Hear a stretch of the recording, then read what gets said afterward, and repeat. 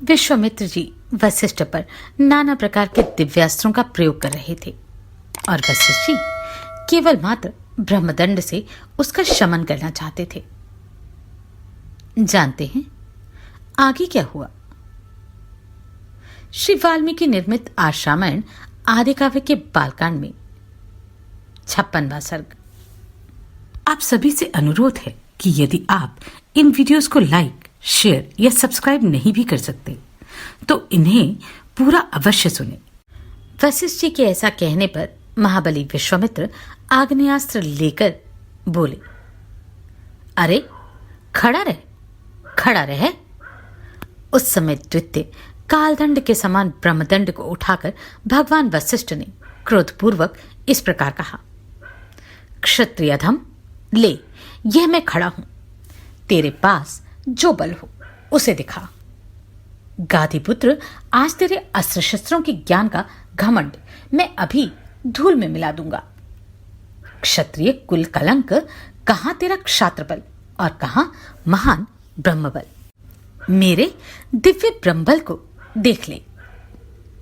गादीपुत्र विश्वामित्र का वह उत्तम एवं भयंकर आग्नेयास्त्र वशिष्ठ जी के ब्रह्मदंड से उसी प्रकार शांत हो गया जैसे पानी पड़ने से जलती हुई आग का वेग। तब गादीपुत्र विश्वामित्र ने कुपित होकर वारुण, रौद्र, ऐन्द्र, पाशुपत और ऐशिमक नामक अस्त्रों का प्रयोग किया।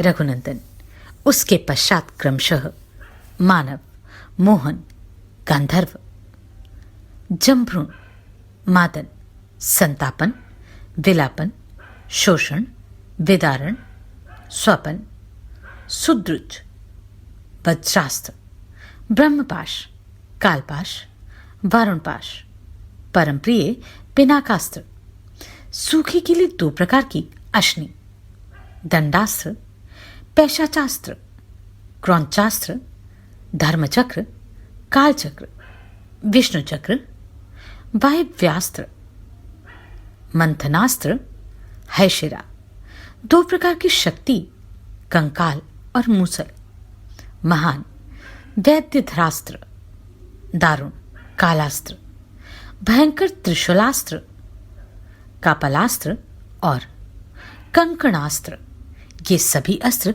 उन्होंने वशिष्ठ जी के ऊपर चलाए। जपने वालों में श्रेष्ठ महर्षि वशिष्ठ पर इतने अस्त्रों का प्रहार वह एक अद्भुत सी घटना थी, परंतु ब्रह्मा के पुत्र वशिष्ठ जी ने उन सभी अस्त्रों को केवल अपने दंड से ही नष्ट कर दिया। उन सब अस्त्रों के शांत हो जाने पर गादीनंदन विश्वामित्र ने ब्रह्मास्त्र का प्रयोग किया।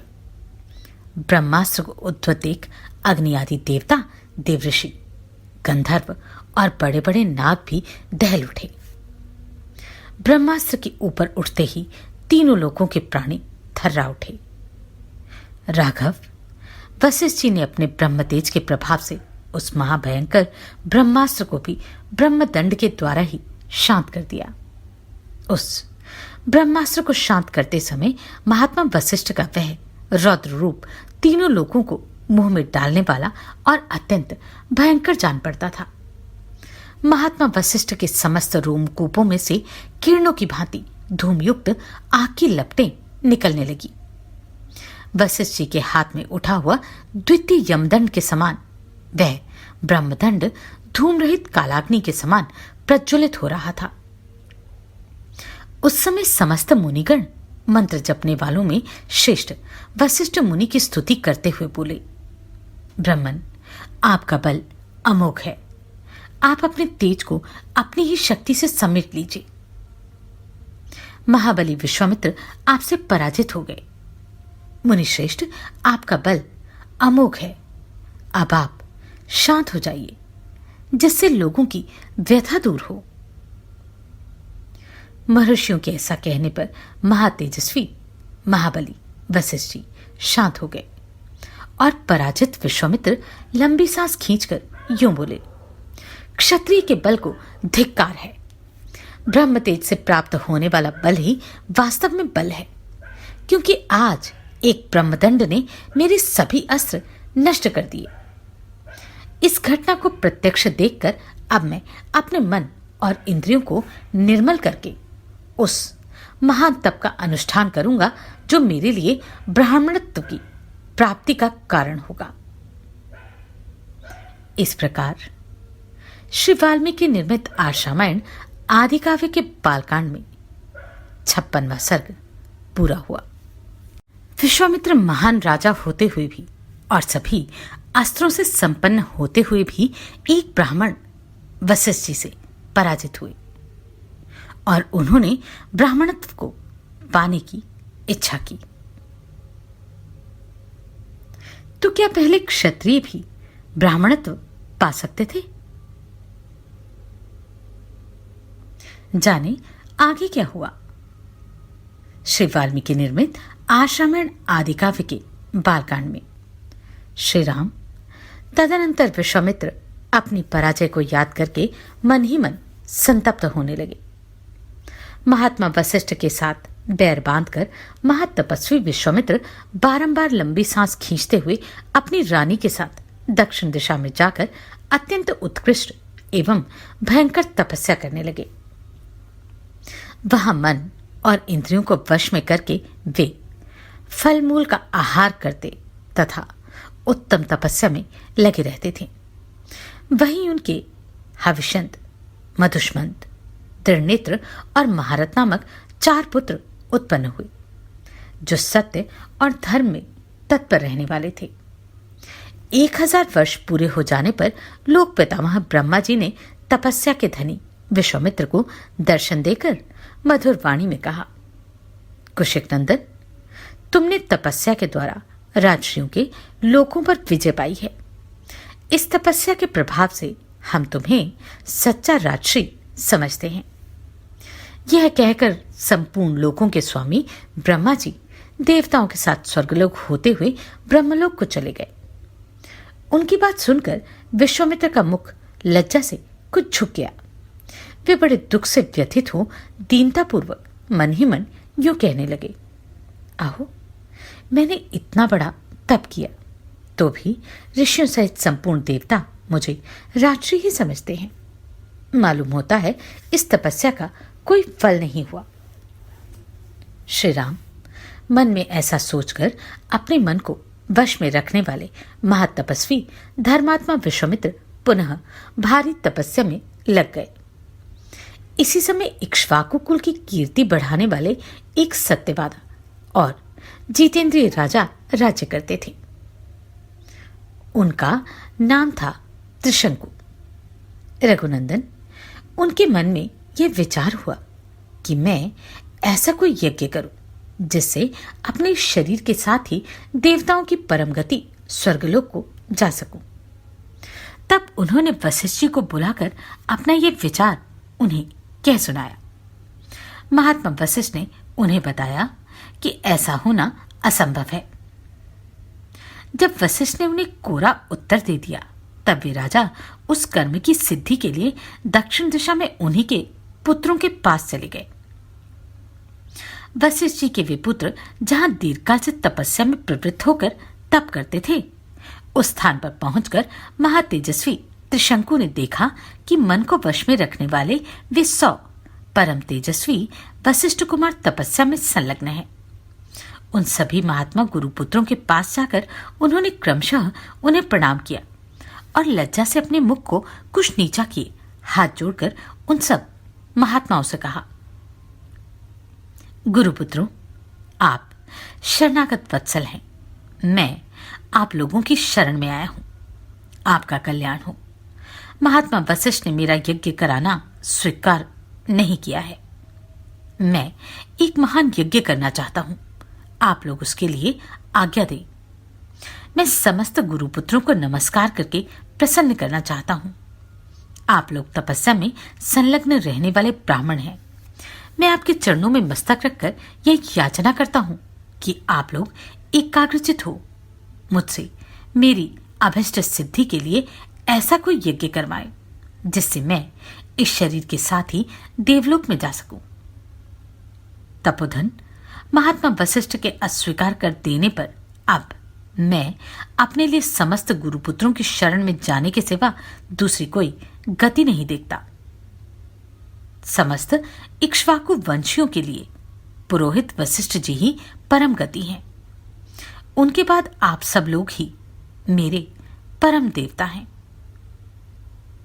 इस प्रकार श्री वाल्मीकि निर्मित आर्षरामायण आदि काव्य के बालकांड में 57वां सर्ग पूरा हुआ। वशिष्ठ जी के लौटाने पर त्रिशंकु उनके 100 पुत्रों के पास गए। क्या उन पुत्रों ने अपने पिता के ही समान त्रिशंकु को लौटा दिया? यदि हां, तो फिर त्रिशंकु किसके पास गए? जानते हैं श्री वाल्मीकि निर्मित आर्षरामायण आदि काव्य के बालकांड में 58वां सर्ग। रघुनंदन, राजा त्रिशंकु का यह वचन सुनकर वशिष्ठ मुनि के वे 100 पुत्र कुपित हो उनसे इस प्रकार बोले, दुर्बुद्धे, तुम्हारे सत्यवादी गुरु ने जब तुम्हें मना कर दिया तब तुमने उनका उल्लंघन करके दूसरी शाखा का आश्रय कैसे लिया? समस्त इक्ष्वाकु वंशी क्षत्रियों के लिए पुरोहित वशिष्ठ जी ही परम गति हैं। उन सत्यवादी महात्मा की बात को कोई अन्यथा नहीं कर सकता। जिस यज्ञ कर्म को उन भगवान वशिष्ठ मुनि ने असंभव बताया है, उसे हम लोग कैसे कर सकते हैं? नरश्रेष्ठ, तुम अभी नादान हो, अपने नगर को लौट जाओ। पृथ्वीनाथ, भगवान वशिष्ठ तीनों लोगों का यज्ञ कराने में समर्थ हैं। हम लोग उनका अपमान कैसे कर सकेंगे? गुरुपुत्रों का यह क्रोधयुक्त वचन सुनकर राजा त्रिशंकु ने पुनः उनसे इस प्रकार कहा, तपोधनो, भगवान वशिष्ठ ने तो मुझे ठुकरा ही दिया था। आप गुरुपुत्रगण भी मेरी प्रार्थना नहीं स्वीकार कर रहे हैं, अतः आपका कल्याण हो। अब मैं दूसरे किसी की शरण में जाऊंगा। त्रिशंकु का यह घोर अभिसंधिपूर्ण वचन सुनकर महर्षि के पुत्रों ने अत्यंत कुपित हो उन्हें शाप दे दिया। अरे जा, तू चांडाल हो जाएगा। ऐसा कहकर वे महात्मा अपने अपने आश्रम में प्रविष्ट हो गए। तदनंतर रात व्यतीत होते ही राजा त्रिशंकु चांडाल हो गए। उनके शरीर का रंग नीला हो गया, कपड़े भी नीले हो गए, प्रत्येक अंग में रुक्षता आ गई, सिर के बाल छोटे छोटे हो गए, सारे शरीर में चिता की राख सी लिपट गई। विभिन्न अंगों में यथास्थान लोहे के गहने पड़ गए।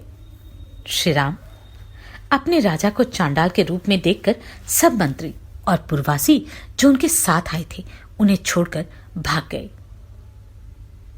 कुकुत्सनंदन, वे धीर स्वभाव नरेश दिन रात चिंता की आग में जलने लगे और अकेले ही तपोधन विश्वामित्र की शरण में गए। श्री राम, विश्वामित्र ने देखा राजा का जीवन निष्फल हो गया। उन्हें चांडाल के रूप में देखकर उन महातेजस्वी परम धर्मात्मा मुनि के हृदय में करुणा भर आई। वे दया से द्रवित होकर भयंकर दिखाई देने वाले राजा त्रिशंकु से इस प्रकार बोले, महाबली राजकुमार, तुम्हारा भला हो। यहां किस काम से तुम्हारा आना हुआ है? वीर अयोध्या नरेश, जान पड़ता है तुम शाप से चांडाल भाव को प्राप्त हो गए। विश्वामित्र की बात सुनकर चांडाल भाव को प्राप्त हुए और वाणी के तात्पर्य को समझने वाले राजा त्रिशंकु ने हाथ जोड़कर वाक्यार्थ कोविद विश्वामित्र मुनि से इस प्रकार कहा, महर्षि, मुझे गुरु तथा गुरुपुत्रों ने ठुकरा दिया। मैं जिस मनोअभिष्ट वस्तु को पाना चाहता था उसे न पाकर इच्छा के विपरीत अनर्थ का भागी हो गया। सौम्य दर्शन मुनीश्वर, मैं चाहता था कि इसी शरीर से स्वर्ग को जाऊं, परंतु यह इच्छा पूर्ण न हो सकी। मैंने सैकड़ों यज्ञ किए थे, किंतु उनका भी कोई फल नहीं मिल रहा है। सौम्य, मैं क्षत्रिय धर्म की शपथ खाकर आपसे कहता हूं कि बड़े से बड़े संकट में पड़ने पर भी ना तो पहले कभी मैंने मिथ्या भाषण किया और ना भविष्य में भी कभी करूंगा। मैंने नाना प्रकार के यज्ञों का अनुष्ठान किया, प्रजाजनों की धर्मपूर्वक रक्षा की और शील एवं सदाचार के द्वारा महात्माओं तथा गुरुजनों को संतुष्ट रखने का प्रयास किया। इस समय भी मैं यज्ञ करना चाहता था, अतः मेरा यह प्रयत्न धर्म के लिए ही था। मुनिवर, तो भी मेरे गुरुजन मुझ पर संतुष्ट ना हो सके। यह देखकर मैं देव को ही बड़ा मानता हूं। पुरुषार्थ तो निरर्थक जान पड़ता है। दैव सब पर आक्रमण करता है। दैव ही सबकी परम गति है। मुने, मैं अत्यंत आर्त होकर आपकी कृपा चाहता हूं। देव ने मेरे पुरुषार्थ को दबा दिया है। आपका भला हो। आप मुझ पर अवश्य कृपा करें। अब मैं आपके सिवा दूसरे किसी की शरण में नहीं जाऊंगा। दूसरा कोई मुझे शरण देने वाला है भी नहीं। आप ही अपने पुरुषार्थ से मेरे दुर्दैव को पलट सकते हैं। इस प्रकार श्री वाल्मीकि निर्मित आशामयण आदिकाव्य के बालकांड में 58वां सर्ग पूरा हुआ। विश्वामित्र अभी तो स्वयं भी ब्राह्मणत्व को प्राप्त न कर पाए थे, तो भी क्या उन्होंने त्रिशंकु के लिए यज्ञ कराने की इच्छा प्रकट की। जानते हैं आगे क्या हुआ इस अध्याय में।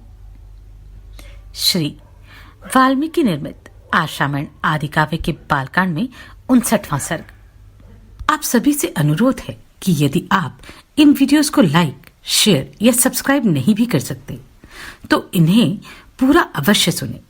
शतानंद जी कहते हैं, श्री राम साक्षात चांडाल के स्वरूप को प्राप्त हुए राजा त्रिशंकु के पूर्वोक्त वचन को सुनकर कुशिक नंदन विश्वामित्र जी ने दया से द्रवित होकर उनसे मधुर वाणी में कहा, वत्स, इक्ष्वाकु कुल नंदन, तुम्हारा स्वागत है।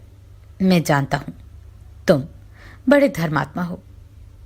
नृप्रवर, डरो मत, मैं तुम्हें शरण दूंगा। राजन, तुम्हारे यज्ञ में सहायता करने वाले समस्त पुण्यकर्मा महर्षियों को मैं आमंत्रित करता हूं। फिर तुम आनंद पूर्वक यज्ञ करना। गुरु के शाप से तुम्हें जो यह नवीन रूप प्राप्त हुआ है, इसके साथ ही तुम सदैह स्वर्गलोक को जाओगे। नरेश्वर, तुम जो शरणागत वत्सल विश्वामित्र की शरण में आ गए, इससे मैं यह समझता हूं कि स्वर्गलोक तुम्हारे हाथ में आ गया है।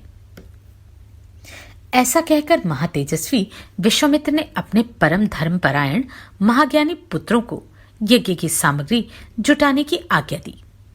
तत्पश्चात समस्त शिष्यों को बुलाकर उनसे यह बात कही, तुम लोग मेरी आज्ञा से अनेक विषयों की ज्ञाता समस्त ऋषि मुनियों को, जिनमें वशिष्ठ के पुत्र भी सम्मिलित हैं, उनके शिष्यों, सुहृदों तथा ऋत्विजों सहित बुला लाओ। जिसे मेरा संदेश देकर बुलाया गया हो वह अथवा दूसरा कोई यदि इस यज्ञ के विषय में कोई अवहेलनापूर्ण बात कहे तो तुम लोग वह सब पूरा पूरा मुझसे आकर कहना। उनकी आज्ञा मानकर सभी शिष्य चारों दिशाओं में चले गए। फिर तो सब देशों से ब्रह्मवादी मुनि आने लगे। विश्वामित्र के वे शिष्य उन प्रज्वलित तेज वाले महर्षि के पास सबसे पहले लौट आए और समस्त ब्रह्मवादियों ने जो बातें कही थी उन्हें सब विश्वामित्र से कह सुनाया। वे बोले, गुरुदेव, आपका आदेश या संदेश सुनकर प्राय संपूर्ण देशों में रहने वाले सभी ब्राह्मण आ रहे हैं। केवल महोदय नामक ऋषि और वशिष्ठ पुत्रों को छोड़कर सभी ऋषि यहां आने के लिए प्रस्थान कर चुके हैं। मुनिश्रेष्ठ, वशिष्ठ के जो 100 पुत्र हैं उन सब ने क्रोध भरी वाणी में जो कुछ कहा है वह सब आप सुनिए। वे कहते हैं, जो विशेषतः चांडाल है, जिसका यज्ञ कराने वाला आचार्य क्षत्रिय है, उसके यज्ञ में देवऋषि अथवा महात्मा ब्राह्मण हविष्य का भोजन कैसे कर सकते हैं? अथवा चांडाल का अन्न खाकर विश्वामित्र से पालित हुए ब्राह्मण स्वर्ग में कैसे जा सकेंगे? मुनिप्रवर, महोदय के साथ वशिष्ठ के सभी पुत्रों ने क्रोध से लाल आंखें करके ये उपर्युक्त निष्ठुरतापूर्ण बातें कही थी। उन सब की यह बातें सुनकर मुनिवर विश्वामित्र के दोनों नेत्र क्रोध से लाल हो गए और वे रोषपूर्वक इस प्रकार बोले, मैं उग्र तपस्या में लगा हूं और दोष तथा दुर्भावना से रहित हूं, तो भी जो मुझ पर दोषारोपण करते हैं वे दुरात्मा भस्मीभूत हो जाएंगे, इसमें संशय नहीं है। आज कालपाश से बंद कर वे यमलोक में पहुंचा दिए गए। अब ये 700 जन्मों तक मुर्दों की रखवाली करने वाली, निश्चित रूप से कुत्ते का मांस खाने वाली मुष्टिक नामक प्रसिद्ध निर्दय चांडाल जाति में जन्म ग्रहण करेंगे। वे लोग विकृत एवं विरूप होकर इन लोकों में विचरेंगे। साथ ही दुर्बुद्धि महोदय भी, जिसने मुझ दोषहीन को भी दूषित किया, मेरे क्रोध से दीर्घकाल तक उन लोगों में निंदित रहेंगे। दूसरे प्राणियों की हिंसा में तत्पर और दयाशून्य निषाद योनि को प्राप्त करके दुर्गति भोगेगा।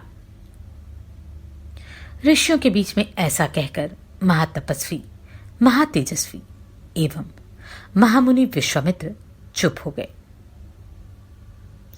इस प्रकार श्री वाल्मीकि निर्मित आर्षरामायण आदि काव्य के बालकांड में 59वां सर्ग पूरा हुआ। विश्वामित्र ने वशिष्ठ के 100 पुत्रों को श्राप दे दिया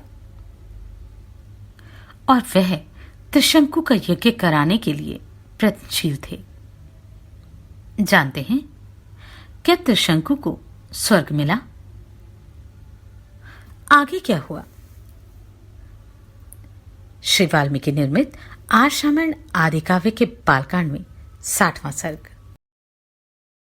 शतानंद जी कहते हैं, श्री राम महोदय सहित वशिष्ठ के पुत्रों को अपने तपोबल से नष्ट हुआ जान महातेजस्वी विश्वामित्र ने ऋषियों के बीच में इस प्रकार कहा, मुनिवरों, ये इक्ष्वाकु वंश में उत्पन्न राजा त्रिशंकु हैं। ये विख्यात नरेश बड़े ही धर्मात्मा और दानी रहे हैं तथा इस समय मेरी शरण में आए हैं। इनकी इच्छा है कि मैं अपने इस शरीर से देवलोक पर अधिकार प्राप्त करूं। अतः आप लोग मेरे साथ रहकर ऐसे यज्ञ का अनुष्ठान करें जिससे इन्हें इस शरीर से ही देवलोक की प्राप्ति हो सके। विश्वामित्र जी की यह बात सुनकर धर्म को जानने वाले सभी महर्षियों ने सहसा एकत्र होकर आपस में धर्मयुक्त परामर्श किया। ब्राह्मणों, कुशिक के पुत्र विश्वामित्र मुनि बड़े क्रोधी हैं। ये जो बात कह रहे हैं उसका ठीक तरह से पालन करना चाहिए, इसमें संशय नहीं है। ये भगवान विश्वामित्र अग्नि के समान तेजस्वी हैं। यदि इनकी बात नहीं मानी गई तो ये रोषपूर्वक शाप दे देंगे। इसलिए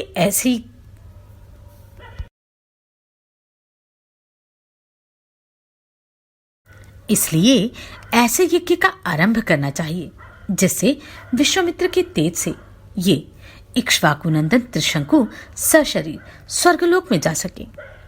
इस तरह विचार करके उन्होंने सर्वसम्मति से यह निश्चय किया कि यज्ञ आरंभ किया जाए।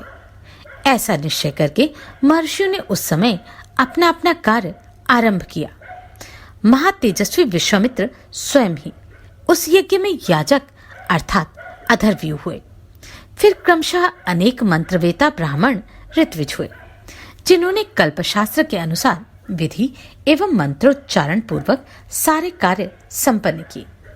तदनंतर बहुत समय तक यत्न पूर्वक मंत्र पाठ करके महातपस्वी विश्वामित्र ने अपना अपना भाग ग्रहण करने के लिए संपूर्ण देवताओं का आवाहन किया, परंतु उस समय वहां भाग लेने के लिए वे सब देवता नहीं आए। इससे महामुनि विश्वामित्र को बड़ा क्रोध आया और उन्होंने सुश्रुवा उठाकर रोष के साथ राजा त्रिशंकु से इस प्रकार कहा, नरेश्वर, अब तुम मेरे द्वारा उपार्जित तपस्या का बल देखो। मैं अभी तुम्हें अपनी शक्ति से सशरीर स्वर्गलोक में पहुंचा देता हूं। राजन, आज तुम अपने इस शरीर के साथ ही दुर्लभ स्वर्गलोक को जाओ। नरेश्वर, यदि मैंने तपस्या का कुछ भी फल प्राप्त किया है तो उसके प्रभाव से तुम सशरीर स्वर्गलोक को जाओ। श्री राम। विश्वामित्र मुनि के इतना कहते ही राजा त्रिशंकु सब मुनियों के देखते देखते उस समय अपने शरीर के साथ ही स्वर्गलोक को चले गए। त्रिशंकु को स्वर्गलोक में पहुंचा हुआ देख समस्त देवताओं के साथ पाकशासन इंद्र ने उनसे इस प्रकार कहा, मूर्ख त्रिशंकु, तू फिर यहां से लौट जा। तेरे लिए स्वर्ग में स्थान नहीं है। तू गुरु के शाप से नष्ट हो चुका है। अतः नीचे मुंह किए पुनः पृथ्वी पर गिर जा। इंद्र के इतना कहते ही राजा त्रिशंकु तपोधन विश्वामित्र को पुकारकर त्राही त्राही की रट लगाते हुए पुनः स्वर्ग से नीचे गिरे। चीखते चिल्लाते हुए त्रिशंकु की वह करुण पुकार सुनकर कौशिक मुनि को बड़ा क्रोध हुआ। वे त्रिशंकु से बोले, राजन, वहीं ठहर जा, वहीं ठहर जा। उनके ऐसा कहने पर त्रिशंकु बीच में ही लटक गए। तत्पश्चात तेजस्वी विश्वामित्र ने ऋषि मंडली के बीच दूसरे प्रजापति के समान दक्षिण मार्ग के लिए नए सप्त ऋषियों की सृष्टि की तथा क्रोध से भरकर उन्होंने नवीन नक्षत्रों का भी निर्माण कर डाला। ये महायशस्वी मुनि क्रोध से कलुषित हो दक्षिण दिशा में ऋषि मंडली के बीच नूतन नक्षत्र मालाओं की सृष्टि करके यह विचार करने लगे कि मैं दूसरे इंद्र की सृष्टि करूंगा अथवा मेरे द्वारा रचित स्वर्गलोक बिना इंद्र के ही रहेगा। ऐसा निश्चित करके उन्होंने क्रोधपूर्वक नूतन देवताओं की सृष्टि प्रारंभ की। इससे समस्त देवता, असुर और ऋषि समुदाय बहुत घबराए और सभी वहां आकर महात्मा विश्वामित्र से विनय पूर्वक बोले, महाभाग, ये राजा त्रिशंकु गुरु के शाप से अपना पुण्य नष्ट करके चांडाल हो गए हैं। अतः तपोधन ये सशरीर स्वर्ग में जाने के कदापि अधिकारी नहीं है। उन देवताओं की यह बात सुनकर मुनिवर कौशिक ने संपूर्ण देवताओं से परमोत्कृष्ट वचन कहे, देवगण, आपका कल्याण हो। मैंने राजा त्रिशंकु को सदेह स्वर्ग भेजने की प्रतिज्ञा कर ली है, अतः उसे मैं झूठी नहीं कर सकता। इन महाराज त्रिशंकु को सदा स्वर्गलोक का सुख प्राप्त होना चाहिए। मैंने जिन नक्षत्रों का निर्माण किया है वे सब सदा उपस्थित रहें। जब तक संसार रहे तब तक ये सभी वस्तुएं जिनकी मेरे द्वारा सृष्टि हुई है सदा बनी रहें। देवताओं, आप सब लोग इन बातों का अनुमोदन करें। उनके ऐसा कहने पर सब देवता मुनिवर विश्वामित्र से बोले, महर्षि, ऐसा ही हो। ये सभी वस्तुएं बनी रहें और आपका कल्याण हो। मुनिश्रेष्ठ, आपके रचे हुए अनेक नक्षत्र आकाश में वैश्वानर पद से बाहर प्रकाशित होंगे और उन्हीं ज्योतिर्मय नक्षत्रों के बीच में सिर नीचे किए त्रिशंकु भी प्रकाशमान होंगे। वहां उनकी स्थिति देवताओं के समान होगी और ये सभी नक्षत्र इन कृतार्थ एवं यशस्वी नृपश्रेष्ठ का स्वर्गीय पुरुष की भांति अनुसरण करते रहेंगे। इसके बाद संपूर्ण देवताओं ने ऋषियों के बीच में ही महातेजस्वी धर्मात्मा विश्वामित्र मुनि की स्तुति की। इससे प्रसन्न होकर उन्होंने बहुत अच्छा कहकर देवताओं का अनुरोध स्वीकार कर लिया। नरश्रेष्ठ, श्री राम तदनंतर यज्ञ समाप्त होने पर सब देवता और तपोधन महर्षि जैसे आए थे उसी प्रकार अपने अपने स्थान को लौट गए। इस प्रकार श्री वाल्मीकि निर्मित आशामयण आदि काव्य के बालकांड में 60वां सर्ग पूरा हुआ। आप सभी को कोटि कोटि साधुवाद। आपने इन वीडियोस को इतना प्रेम दिया। नमस्कार, मैं आभा शर्मा जावास।